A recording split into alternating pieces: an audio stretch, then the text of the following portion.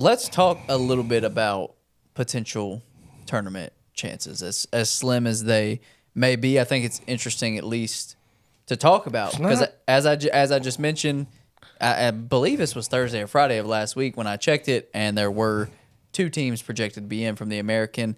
And honestly, what's hurting Memphis more than anything is freaking South Florida is 15-1 in the conference, which nobody could have projected happening. And then the Rice loss, right? That's buddy. Take that one loss away, yeah, and you're like, okay, I could talk myself into a 9 or 10 seed easily right now. But that's a big blemish on the record. It's huge. And right now, Memphis sits at 4, if I'm not mistaken, right in the American. Yeah, but they have played more games than SMU and UAB, I think. Yeah, right on both of those. So technically, right now they sit at 4. Beat FAU, and I think you could get a top 4. I think you still need a little bit of help, but I think you'd be okay. Yeah, I think the chances are very slim. Yeah, I think there's no way that Memphis can go into Fort Worth believing that they got it wrapped up. Well, you're talking about. I'm talking about getting a bye in the AAC tournament. Oh, I thought you were talking about. Okay. Well, I thought you were talking about their chances of an at-large bid. Okay, let's talk tournament. at-large bid. Okay. Beat Florida Atlantic, wrap up the year. You'd be what, 23-8? 23-8. 23-8. And let's say they have to, for the sake of conversation, win 3 games. Let's say they're outside of the bye. Okay. Right? So they win 3 games, 26-8, and you lose that final game against a pretty decent opponent, is probably who you're going to be playing. Yeah. In the AAC championship. I could totally see a scenario, and at that point you'd be there's 6-5 in the quad 1 and quad 2. Mm-hmm. By that point, you're probably going to have to go through Florida Atlantic, and say you won that, you'd be 7-5 in quad 1 and quad 2, and you're probably going to have to go through at least another quad 2 opponent on the way to getting to that championship. Right. 8-5 in the quad 1 and the quad 2. Then lose 8-6.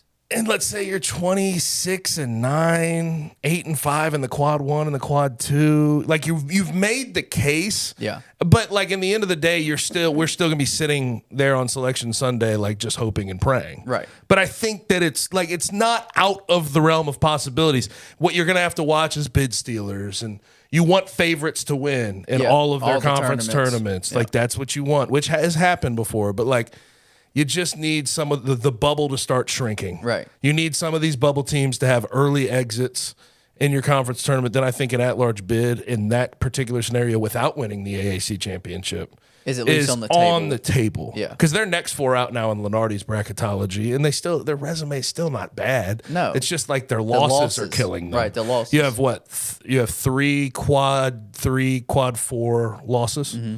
That's not good. No.